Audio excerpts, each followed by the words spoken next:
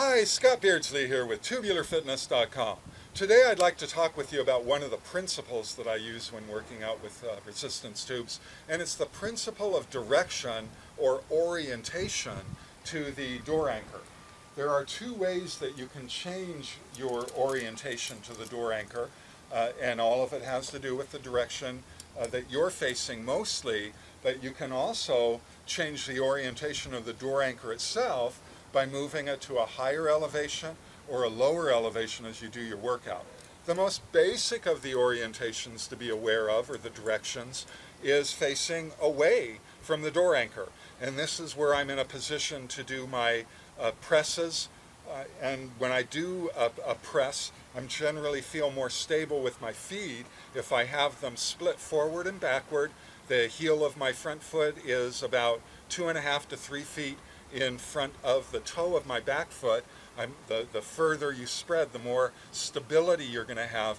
Keep in mind that it's the back foot that's really doing all of the work as far as stabilizing you and doing your resistance. As you can see, I can go ahead and pick my front foot up. There's no reason to do that, but just to demonstrate, it's that back leg that's really taking all the tension of keeping you stable. I couldn't do this exercise and pick my back leg up. So you're getting a little bit of a workout in your lower body as you go through these exercises, which is just another positive about working out with the resistance tubes. So as I go through the different exercises, certainly, sometimes even sets, I'll think about switching my legs off, so I've got my legs working out a little bit more evenly as I go through the complete routine.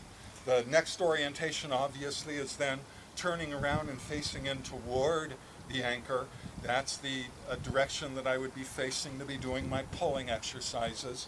I feel most stable when I do these to have my feet parallel with each other and spread out a little bit wider than shoulder width apart.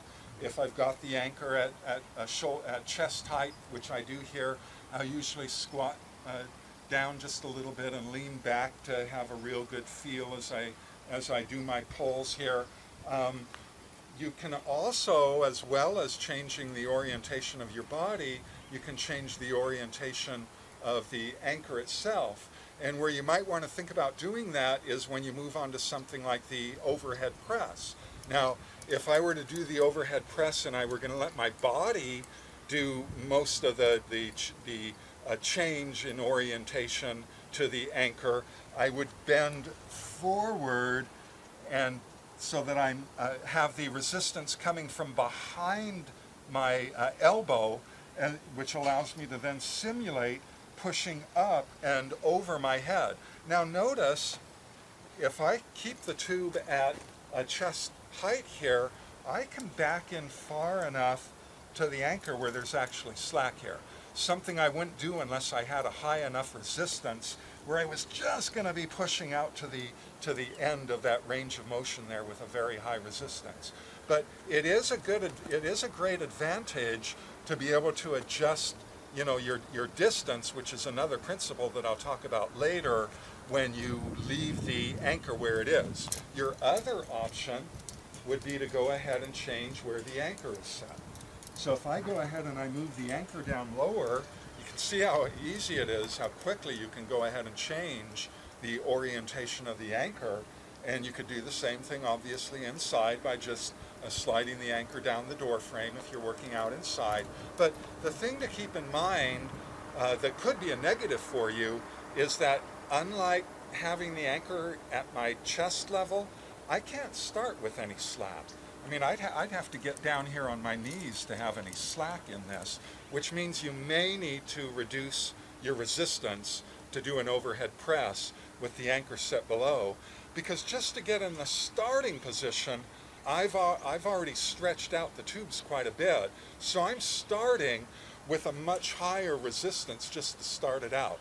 Now, the benefit of this positioning is that I feel much more stable. I feel much more secure to push against a great deal more resistance to go ahead and just push on and up and out.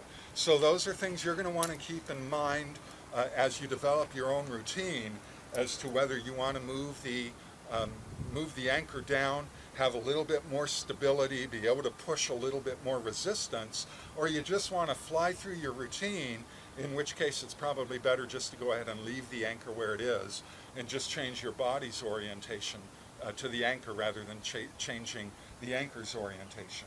Now again, I'm not going to change the setup right now to a single arm, to a single handle setup, but I could move to a single handled setup, and with the anchor down below me, I can go ahead and I can do straight arm rises, straight arm flies as I call them, both to the front. And here again is your direction. If I'm facing to the side, I'm doing a side rise with my arm, whereby changing the orientation of my body, still leaving the anchor where it is, now I'm bringing the handle up in front of me. So here's where direction plays in again, and you can obviously get quite a few different angles just by going ahead and changing your body around, which gives you tremendous versatility in how you can work with the different exercises and ranges of motion of your joints. I'm also in one of the angles that can allow me to get a pretty good biceps curl in by having that resistance coming down from below me. So there's a lot of things that you can do when you're looking at setting your anchor at different places. So now I'm changing the orientation of the anchor to where it's now up above me. And so if I'm going to do something like the overhead pull-down simulation, I don't need to bend over nearly as far as I would if I were going to be pulling against the resistance coming straight out at me at about chest height. I can just go ahead and bend down at about a 45-degree angle and get that same feeling of pulling down over my head. And again, probably would be able to pull against a little bit more resistance by having it set that way. Also, in the same way, I can go ahead and I can do by moving my arm, by moving my body away from the anchor, which is distance, a principle I'll talk with in more detail in the principle on distance. But I can go ahead, and again, I'm not setting it up for a single handled exercise just yet, but I can go ahead and I can do a sideways pull down, again by changing the orientation of my body to the anchor. I can pull the handles down straight in front of me. So again, by moving the orientation of the door anchor up and down, and by changing the orientation of my body and how it faces the door anchor, there's just a tremendous number of ranges of motion that you can work through. Now let me go ahead and show you the last setup here, and I'm going to go ahead and set this up for a single handled exercise by moving all of my clips to one handle. I'm now set up for a single handled exercise with all of the resistance now coming against this one handle. And this is what I'm usually going to use when I'm doing my fly exercises. And I call any straight arm movement a fly exercise. They're basically all doing the same theory of a single joint movement focusing on the shoulder joint. So you can see how by orienting my body, by turning around, just how far down below what would be a bench. If I were doing a flies on a bench, I'd be starting with my arm, you know, about even with the bench. I could drop down a little bit, but the further you drop down, the more resistance you're losing, because your arm is falling back to where the angle of your arm is actually facing the weight going down to the floor. Where if I turn with the resistance tubes, I've got the full resistance of the tubes coming from behind my hand, which means I've got full resistance. Now, I'd want to lighten up on my weight just a little bit. Let me go ahead and drop this 19-pounder here, which is a plenty heavy-duty tube of the Bodylastics system. I'm only going to be moving, you know, through a specific part, a fraction of the range of motion. Then I change my body orientation, and I can move through a different range, and I'll, of course, go more specifically through this when I teach the fly movements.